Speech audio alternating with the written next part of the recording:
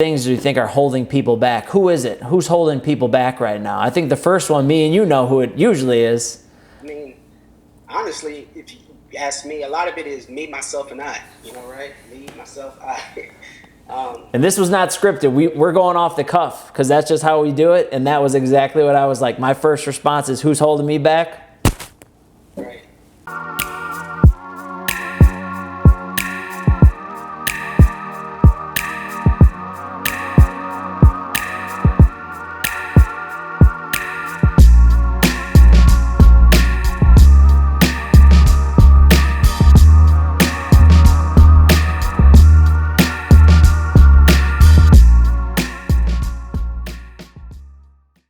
Hello, ladies and gentlemen. Welcome to the Brett Summers Show. Today is going to be a special show because we have a special guest, one of my good friends and one of the ultimate leaders around here in Milwaukee. Greg Washington is joining us today to be able to help you guys figure out who's been stopping you and who's holding you back. Today we're going to break that down. I'm going to kind of interview Greg and let him give you some principles and insight as, again, mentioning his leadership abilities to be able to help people get past roadblocks, improve their lives, and kind of figure out some of those barriers that are holding you guys back. So once we delve into that today, I think you guys will have a better understanding of what things you need to eliminate and why you're being held back. So let's jump into it. Greg, first and foremost, man, it's good to have you on the show. It's good to be chopping it up with you again. I admire your leadership qualities, and I know that you offer a lot of value to other people, and sometimes I'm just sick of hearing myself talk. So I'd much rather hear from other people who actually add value into my life like you've done, since first hearing you. I think it was 2017 or 18. So my first... Mutual, bro. What's that? But it's mutual, man. No doubt, no doubt. So first off, just introduce yourself to the listeners, I guess. Give them just, give them the quick, you don't have to go crazy, but give them the Greg Washington. Who are you? Right on. Like my man Brett said, Greg Washington. I'm a pastor on staff at Life Church, one of the chaplains for the Milwaukee Bucks. Been in Milwaukee now for the past 8 years. Married to my wonderful wife, Tiffany. Shout out to Tiffany. Yeah. And so, like Brett said, I'm all about living intentional, right? I feel like there's no reason why a dream and reality can't coexist. And so that's what I love to do. I love to help other people achieve their dreams. I love to inspire and love to walk along high capacity guys like Brett, man, and just see everything that God's placed inside of them come to fruition. So no doubt. I like it. Now, I think you forgot one member of the family, the new one. The new one. Oh, my goodness. The newest member of the family. Dakota Joy, a.k.a. Coda. We got an English bulldog. I had no idea they were that high maintenance. Oh, yeah. She gets active. She throws tantrums. She drops herself on the floor. It's nuts, man. Yeah, man. It's gonna be a lot of work, but it is worth it. There's no better dog than a dog. I love it. It's a real one. That's my first dog, so I'm like, okay. It's awesome. It's awesome. So let's turn our focus. Let's shift our focus to these listeners in the audience. Right now, I think people are realizing that they've been held back, and I think that they're not seeing who's holding them back. And I wanted to give them an insight. What three groups of people, or not groups of people, but what three things do you think are holding people back? Who is it? Who's holding people back right now? I think the first one, me and you know who it usually is. I mean, honestly, if you ask me, a lot of it is me, myself, and I. Right? Me, myself, I. And this was not scripted. We're going off the cuff because that's just how we do it. And that was exactly what I was like. My first response is, who's holding me back? Right. Me. It's funny, man. Like, one thing I love about number one, let me say this. There's many people affected different ways by this pandemic. And so I don't know what people are going through, but know that I'm praying for you. But the commonality through all of this is we're all experiencing it. We're all going through something. And so, honestly, if you look at it, it's a great uniting factor, right? We are all inhibited in some way. Everything we've set out to do, the plans have been changed, goals we were trying to attain, it's come to a halt. So that's the one thing that unites us all together, right? Right. And like, even for me, like during this time, you begin to think, we always say the things like, you can't control what happens to you, right? Right. And so I found myself a few days ago, because my entire life has shifted, right? You got to think church is stopped. We can no longer travel, as well as the NBA. Yep. So, like, everything that was commonality, everything that was the norm has stopped. And if I'm true, if I'm real, man, it's sucked a lot of times, right? Right. You live in this place of, man, like, is this going to change? What's this going to look like on the opposing side of this? Mm-hmm. But I found myself asking a question. Usually when people are facing these type of things, you ask the question, why is this happening? Instead of asking, why is this happening, I ask myself the question, why does this hurt? Okay, right? We can't change what's happening, but the question is, why does this hurt? Right. And I think the biggest thing for me, bro, it was ego. Right? It was ego, because I can identify myself with what I do, right? And the moment what I do is no longer there, it's like I'm going crazy. That's why it hurts, because a lot of this was identity, and it's hard, it sucks, and I know it's frustrating, but I believe this entire time has been God's way of enabling us to look in the mirror. Mm-hmm. And the hardest thing to do for many people is deal with truth.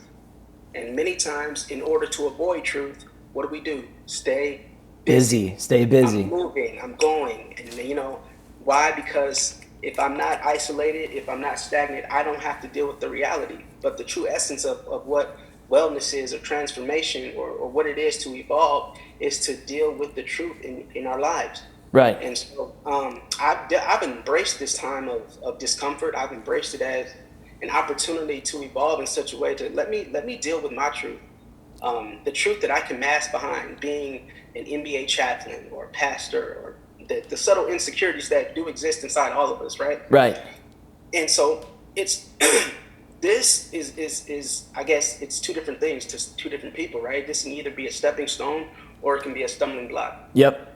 But the one thing that decides that is the perspective. And that's why, when we started having this conversation, it said it's really a matter of me, myself, and I. It's a matter of us. And like I said, we can't control what's happening, but we can ask ourselves the question, why does this hurt so much? Right. And go ahead, B. No, I like that. I think everything you just said.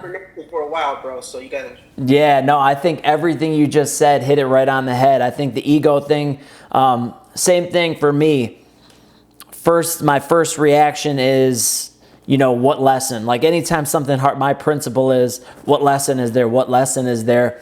And I know Pastor Cole at Life Church, Bishop T.D. Jakes, and now now I've heard it from 3 leaders in my life, is all of the idols in our life have been stripped out.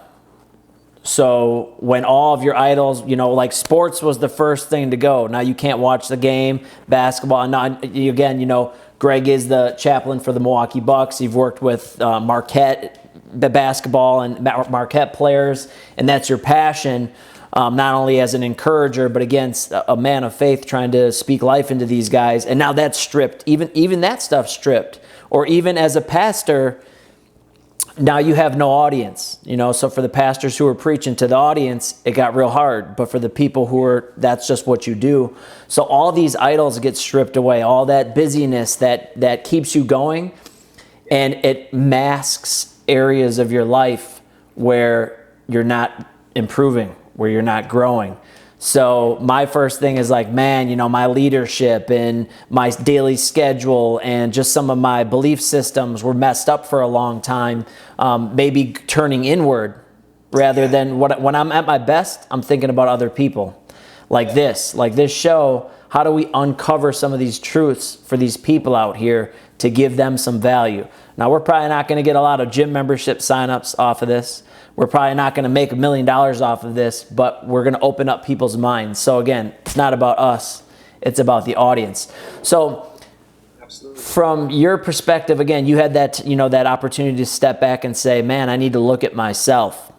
Now, I agree with you 100%. The main thing that's stopping people, the main person that's stopping people is themselves.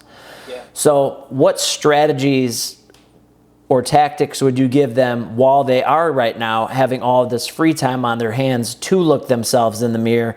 what types of things have you been doing to maybe work on some of those areas, or what things have you not been doing that you were doing before that were keeping you so busy, you know, even just in your thought process, that now you can focus on building yourself up? Because I think that's what everybody should be doing right now, is just working on them. Exactly, bro. I think the number one thing I would say is let it hurt. You know, let it hurt. You know, I think the number one thing people do when they're exposed to pain or discomfort is they shift, they move, right? This hurts, I'm gonna stop doing it. But sometimes it's a matter of let it hurt, you know, be in that space. And I think in that space is like, that's where truth is dealt with.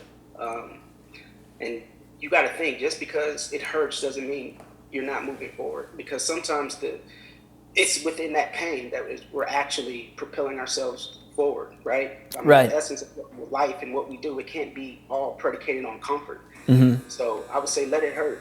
And then I think the next thing I would do is lean into hope, right? Yeah, elaborate on that though, hope, because a lot of people right now, they see it as a hopeless situation, you know, or maybe in their situation, maybe right now, it is really bad. You know, again, I don't think everybody, I know we're in it, we're all dealing with a similar enemy, but it's affecting everyone differently. So what would you say, how do you keep that hope?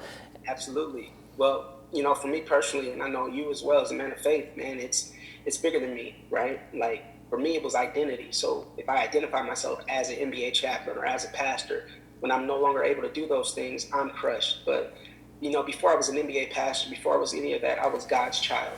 So Right. that's number one. Like, that's where my identity starts, is from Him, right? So the circumstances of this life are going to change. They're going to go up. They're going to go down like gas prices. But God's the one constant in the midst of all inconsistencies. And so, you know, He hasn't changed. So I can chill, I can relax, because truth be told, I'm not found in what I do. I'm found in Him. And so that's the hope of this thing, man, is that it is so much bigger than just what we do. And I think when you bring yourself to that space, bro, you find like, man, like, we find value in so many different things that are perishable, bro. Like, Right. they're just, I mean, I love what I do, but you know what I mean? When you think about life, you said it yourself, bro. You're like, this is about people. Like, if I die tomorrow, I can't take all these titles and possessions with me. Right. My only prayer is to say that with the life I was given, that I made the world a better place because, Right. you know, I impacted people. And so leaning into hope looks like this, man. Sometimes you got to shift your eyes off yourself and shift into others. Because I tell my athletes this, I tell our NBA guys this: somebody somewhere is praying for your worst day. Right. 100%. Because, you know, I've been able to deliver groceries and help other people, man. And you really get to see, like, wow, you know, sometimes it's just me being a brat. So leaning into hope looks like, number one, identifying yourself in Christ. And then number two is taking that time to intentionally look outside of yourself, empathize with other people. And I think lastly, man, is don't play victim. You know, like, that's the biggest thing, is don't play victim, because it's their fault, it's this fault, it's my fault. You know, but I think the victim is a place of stagnation, right? Right. The victim is a place of hostage. It's like, this is where I am, right? But once you shift out of that place of being a victim, now you're looking into, okay, this is what happened, but here's what I can do next. And I think so many times we just get encapsulated in that victim place of, well, if this didn't happen, you know. But all of that energy we're using to play victim I think that's energy that we could be using to create something else. You know what I'm saying? Absolutely. Because is this a time of isolation, or this could be a time of, you know what, I have the ultimate time to create. Right. How many things have I wanted to do, wanted to try, wanted to start, that I'm too busy to do? Absolutely. You know? So instead of just moping around, man, it's like, all right, let me make things happen. So I like that. But like I said, we're all in that place. And like, for me as a leader, the number one thing I want to do is be transparent and be real, is because I feel like so many times people look at leaders and they're like, well, they don't get it. No, I do get it. You know, and I'm being real, man. It has sucked. Yeah, I have been depressed behind it. But yeah. Have you had a couple of days? I mean, I've had them. I don't know if you had any where you're like, just damn, this is, you know what I mean? Where you feel crushed. But I've also had days where, again, most people maybe not get this, but like you said, if you're of faith, there have been days where I just felt that like peace. Yeah. Like like it is what it is. Like maybe I can't accomplish this, and this because I can't go out, but I can send some text messages, like me and you reconnecting. And I think it takes being put in that position, as you mentioned, a place of humility where your ego can get stripped from you. And again, Greg was hitting it as expected, because he's hitting the things that I'm thinking, but you just put it so eloquently, like with the pain thing. One of my other mentors, he mentions things like pain plus reflection equals progress. But if you avoid the pain and you don't reflect on it, you get nothing from it. So while you're in it, I think your advice was great. Yeah. How did you phrase something? The pain, man. huh? Let it hurt. Let it hurt. Let it hurt. Let the pain hurt. And I do that with weightlifting, right? With my athletes. Dude, you got to hit it. You got to go through it. It's going to be hard, right? If you watch a movie like Creed or something like that, and you see his training, and the training is real hard, or Rocky or whatever, it's painful, but you got to fight through that pain. You got to let it hurt. Absolutely. And I think the biggest thing about it is being real, man. Be real with yourself, right? I think one thing this time has done too is, like you said, you and I have reconnected, man. Like, at the end of the day, all we have is relationships, bro. Like all we have is each other. And like I said, this pandemic, bro, it's brought us to a place of, I don't care what your socioeconomic background is or whatever else, this COVID-19 thing, I don't care how much money you got in the bank or how much you don't have. This is affecting everybody. Right. And so it shows us the most important thing in this life is relationships. I don't want to succeed at the sake of losing my marriage, right? Right. I don't want to succeed at the sake of just being an a-hole to people, right? And just plowing my way through. Like, the essence of this thing is relationship. Like, even like for me, I take time out, as busy as I get in the NBA season and stuff you got going on, just texting you like, hey, bro, I just want to let you know, man, I appreciate you. And right. The proof and the motivation you've given me, because I feel like those are things that we think people should know, but they don't. But that's a nice reminder. And how many of us actually have that time, to reflect, like you're saying, right? Right. Reflect on all the people that have been along your life and along this journey and have accompanied you in a season. And just let them know, man, like, dude, thank you. Like absolutely. What you've done matters. You know what I'm saying? So, yeah, and having the time to do that, where you're going to send out a text where you get nothing in return, right, technically, but you actually get everything in return because how you feel. Whereas when we're just trying to push and shove and get our way to the top, or earn money, or build our platform or whatever it is, there's only so much that you get from it. So I think people right now are, like you said, they're seeing that they've been holding themselves back. And when you see that, it's painful, because you realize, like I have, there's all these different areas where I really need to improve, and none of those are to the public eye. They're inside. It's how you walk the walk.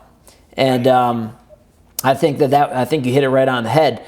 Now, as someone who advises professional athletes, people like Giannis and the rest of the team on a regular basis, and those are the types of people that you're around, are there any things that you're telling some of those people right now to keep them focused and to keep them on the right path? Or are there any things, not specific people, but feedback that they're giving you on things they're doing to improve themselves right now? No, that's good. Probably the champ of it all is my man. I call him Special K, but Kyle Korver. Okay. Yep. We text periodically, and I think the last text he sent me, he was like, crazy times, man, but who knows what God is doing. So he's a guy he's won a chip. He's 38 years old. So his perspective has shifted a little bit. But it was crazy. Prior to all of this, I think my focus with these guys was all on identity, right? Okay. Because, let's say, for instance, the NBA is the one place where both teams do chapel together. We could very well be inside of a chapel, and these guys could get traded. They could walk outside the chapel and find out they were traded. And so within the NBA, there's nothing that is truly permanent, right? Right. From relationships, because everybody has a motive and blah, blah, blah. So my biggest appeal has been to these guys is all about identity. right? Because hey, if you're in Sports Center top 10, you're still the man, right? Right. If you're getting critiqued on Twitter, you're still the man. But we can't find our identity in what we do. We have to find it in who he is. So for a lot of these guys, man, it's been able to be a family member, right? Because you think of 82 games and you think of playoffs, right? They barely coexist with spouses, with significant others, with children. And so now it's like we're forced in this place, and it shows you, like, you know what? I may not have the depth of relationship that I thought I did have, right? Right, right. I'm not deep because I'm never there. I don't deal with the day in and day out. And so there's been friction there, man. And so, like I just said, you guys just like ask yourself the question, why does this hurt? Right. You know, like, and maybe there are a lot of things that I've missed out on relationally, you know. And don't get me wrong, man, a lot of these guys, they've had the opportunity to change their entire family's trajectory because of what they do. But at the same time, the number one thing I talk to a lot of these guys about is relationships. Mm-hmm. Because, you know, just like the money changes their life, it also breaks apart the relationships. Right. You can't buy significance in someone's life. That's earned through time. Mm-hmm. You know, you can't purchase your way through to happiness with family members. That's earned through time. And so for these guys, because even them, our practice facilities closed. You cannot get into the Fiserv. You know, they are focusing right now on them and what they can do. And so what we've done in working with player development, man, we've kind of created an online program. I think this week, the gentleman I work for, our vice president of player development, he's interviewing Chauncey Billups and then Vin Baker.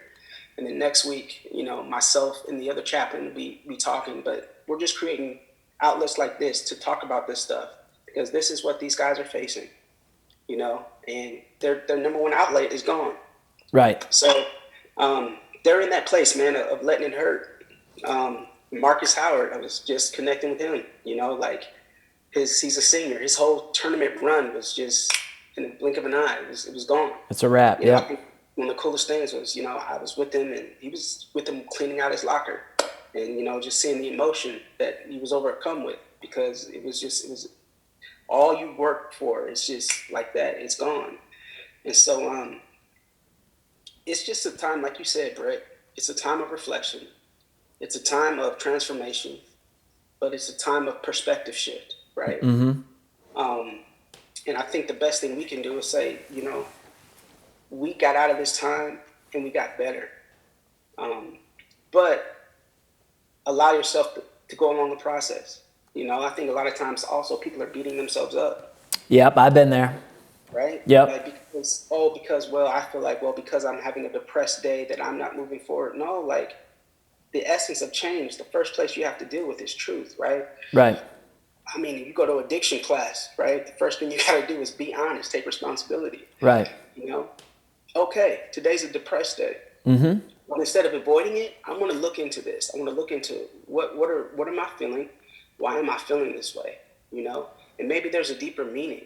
Yeah. But like I said, I'm taking this opportunity because I know for me, prior even to this pandemic, man, the past few years have been crazy. Not externally, but intrinsically. It's been crazy for me. You know, just because of that, you ask yourself the question. Number one is who's stopping this? Me, myself, and I. You know, just moving so fast, but not being in a healthy place mentally. Right. You know, having a healthy view of self, allowing external conditions and situations to affect internal value.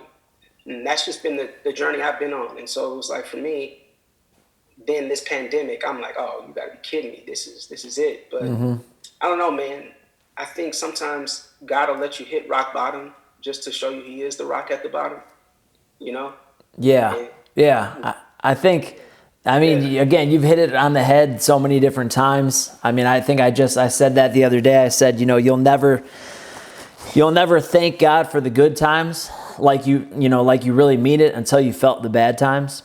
So I think that's true. Again, I think that when you talk about the NBA players and anybody out there who's at home, you don't have to be an NBA player to have this. You could just be an accountant or you could be an attorney. But the thing at the end of the day is those titles, those men are worth more than being an NBA player and a paycheck. Like you said, yeah, it changes the trajectory of their family and it pushes them into new financial levels, but they're also fathers, they're also husbands, they're also leaders, they're also people who have a platform to help people in the public. And you've seen some of them. I don't know the one gentleman who dabbles in real estate on the Bucks. I can't think of his name right now. He just had a big write-up in the paper on him, one of the players. He likes real estate. So he's taken the time to use it and say, hey, this is what it's going to be like when the career's over. And I think it's important for everybody out there to realize during this time that they're more than a title, that they're more than whatever they were doing. Even if people like me and you, and I'm sure a lot of other people who are achieving success in areas go, that's what I am. Well, actually I'm more than that now, and I actually realize I want to be a better man in other areas, and I want to improve in other areas that were uncovered now. And I think that that's important to kind of embrace that. So me, myself, and I am the one who's stopping me. You're the one who's stopping you. And right now you have the best opportunity in the world to work on yourself, to improve yourself, and to take that time to search and kind of, like we said, to uncover some of those areas. Now, any other thought? I'm sure you've had some really good thoughts. I figured that sometime maybe just give you an open platform here at the end to just, I'm sure you've been thinking because you're a high-level thinker. What thoughts do you think you could share with some of the people out there that have been helpful to you or almost eye-opening to you during this transition? Well, I think for me, I've just been reading more about the life of Moses. If you know anything about the Bible, we think of Moses with the Ten Commandments. He parted the Red Sea, and with Pharaoh, let my people go. But there was a part of Moses' life. We know that Moses was Egyptian by nature. And so his mother, when he was born, she put him up into the river, and we know that it was Pharaoh's daughter that retrieved him, and because of that, he was raised in Pharaoh's house, right? So Moses grew up and lived a privileged life, but he was always had something within him he was a deliverer, right? That was who he is. And so we get to this portion of the story where Moses he kills this person who was harming a slave, one of his own people, right? And after that, he fled, and he goes to this place called Midian, right? And he's in Midian for 40 years. Now, this is 40 years. He's out of sight. He is not relevant. He is not in the forefront. And I think in Exodus 3, the Bible says he's at the backside of the desert, right? Yeah. And he goes from royalty in Pharaoh's house to this lowly shepherd. Nothing. And nobody heard from him. His Twitter was turned off. Instagram was off. Everything's off. And it's in Exodus 3 that we see that burning bush. And that was the place that God spoke to him. And sometimes I say that to all that to say this. It's like sometimes God will allow us to have a Midian makeover, right? To break us down, to strip us away, to almost allow us to lose ourselves in order to find it again. Mm-hmm. Because up until this point in Moses' life, everything he'd been taught had been by man. But it was those 40 years in Midian that from there, everything he learned had come from God. And it was after that Midian experience that the hero that we all know is born. And so I say all that to say, man, that allow this to make you better. You think of a slingshot or bow and arrow in the hands of an archer, right? In order to allow that arrow to go forward, they have to pull it back. And so sometimes the further back that you feel is actually God's way of setting you up to fly even further than you've imagined. So be present, let it hurt, but lean into hope. So absolutely, I love it. Ladies and gentlemen, you have heard it here first from Greg Washington. If you've ever been struggling right now, you've had one of those days where you're really down in the dumps, I think listening to an audio like this and just kind of letting some of those words from someone like Greg marinate for a little bit, just to sit back and just to kind of let your thoughts happen. Let your thoughts happen. Even if some of them are negative, right, or hard, let them happen and step back, take a look at yourself. And again, I love that analogy of that bow and arrow. It's just you're being pulled back, and that tensions and the tension and the tension and the tension, and eventually you will fly. And the further you've been pulled back, the further you're going to fly. I love that. I think that everything you said was everything. I'm glad that we did this because I knew you'd have some stuff, and it was more than what I would have said. It was way more because it's just a fresh perspective, and I think that that's what everybody out there needs right now because we've been trapped in our own heads. Yeah. So to be able to, I got something out of this. I know they will for sure, but I got a lot out of this, and I'm glad that you came on here and did this.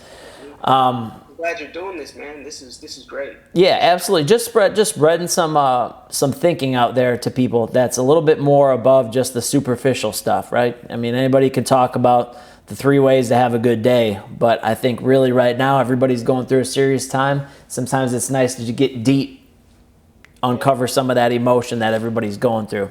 Even men, right? Look, it's 2 men talking here, ladies and gentlemen. Even guys, guys are secretly going through it right now. That's the hard part. The guys tend to just... Right. We find ways to get through it, whether it's being in the gym. For some guys, it's being drinking a bottle, shooting a drug, messing with a woman. Work, women, yeah, whatever it is. But in our mind, it's because we're taught, just push through it, get over it. Yep. But actually, in all actuality, that's a form of weakness because it takes strength to deal with truth. It takes strength to center yourself and say, I've been affected by this. Anybody can avoid, right? But hey, when you get to that place of being able to accept, that's the essence of manhood. And so there are a lot of guys, like myself, man, we haven't taken that time to get in touch with ourselves because we want to do something and switch and move and but no, let this time. Yeah, and let me ask you this. Do you think that for men, I don't know if there's much that can hit a man like losing what he does? Ego. Like your pride, not you, I'm saying, but as men, and I can't speak for women because I'm not a woman. I'm sure the same could be true, but for a man, oh yeah, it hits and goes. Dude, for me, man, I'm getting out of this place, but dude, there was a few weeks, man, I hated Sundays, dude. Hated them. Yep. Because it's a tangible reminder of what I can't do. Right. Right.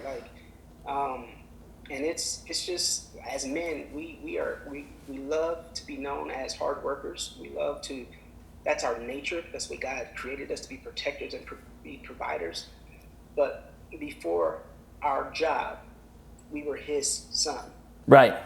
Right. And so for a lot of guys, they associate their job with being His son. Actually, no. Even if you don't have a job, you're still His son. And that's just the goodness of God. And so it's just as a man, of being real.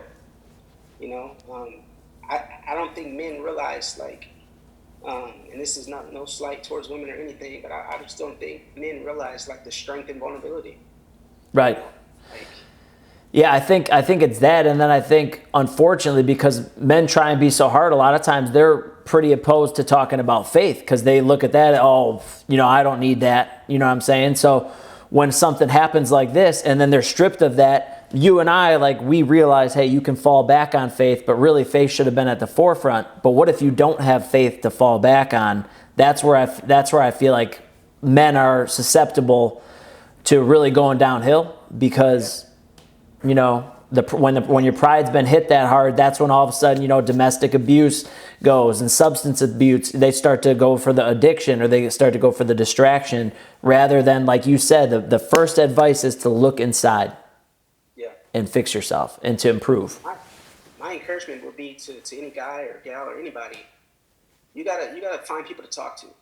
I think a lot of times we hold this in and we harbor it. And like I said, pride will have you think that you're the only person that feels this way, that's ever gone through this, that's the only person who's ever battled depression or had a bad day, and that's not true. Like I said, this entire pandemic has brought us to a place of we're all on the same playing field, right? Exactly. We're all in this life together just trying to make it through. And so find somebody to talk to. Find somebody to keep it real with. Because I think a lot of people self-destruct by just trying to keep it together. Sometimes the best thing you can do is actually fall apart. Ooh, I like that. Absolutely. And I love the transparency in this whole thing because as you can hear throughout this conversation from a couple of guys who our job is to pour into other people. The reason why, you know, I've always respected you is because instead of me having to pour into you all the time, you help me out. You know what I'm saying? And then I'm hoping that if you've ever had anything that I've been able to add value into you. And so again, so you can just be real for a minute. You ain't got to be, me and you have had real conversation. No one's around, no cameras, anything like that. And that's what his advice is go talk to people. You know, go talk to someone and just let it out, because feel the pain, but then go talk about it with someone who's not going to judge you, and keep it real too. You know, That's the beautiful thing about it, man. I think for us it would be like those nights. I think it was Fridays or whatever, after classes, just being in the gym. Yep. You know, and everyone's gone. Real conversations and just your journey up, you know, until it's brought you to this point. You know, the season of life where you were in, just starting out with the gym and stuff like that. Yep. Like, you know, those are all valuable nuggets. And so, like I said, my biggest thing, encouragement to people, is ask for help, man. Don't suffer in silence. You know, knowledge is free. Knowledge is free. I have a question for you, and this will be my final question. For sure. Right now, I'm not even going to put it. I feel like people need leadership and mentorship and leadership more than anything else, even more than money, more than anything like that. And it goes down to, like you said, find people you can talk to and you can trust, who actually care about you, who are not going to worry about themselves for a minute, and who are willing to, you know, hold you accountable or help you work through problems. I even did a show on that just an hour ago on having leaders and coaches and mentors in your life right now. More so, like I said, for me, I don't want to be an aerobics instructor. So I don't really want to take people through body weight workouts. You can go online and have The Rock teach you how to work out for free. But I think what people need is people they can do this with for 10 minutes, 5 minutes a day, a check-in, a text message, a video, you know, hey, let me know how we're doing on those things we talked about the other day, or let's talk for 10 minutes. And I feel like people need that more than, you know, even the money that's coming through. It's more important right now to protect this, because I feel like that's the thing that's really being attacked. You have to. And I think even for me, man, this has allowed me to slow down. And so I'm doing more of this, bro. I'm doing more one-on-one coaching and consulting. So I'll give you my information and my email address. And we'll put that out. We'll put that out. Because if you need to reach out to someone and make an investment right now, the outside of food and, you know, keeping your lights on, you know, I would say investing in a coach right now like Greg, who could actually walk you through problems, consult with you. I'd say that'd be an investment that will pay off big time as you come out of this, so you are ready to soar.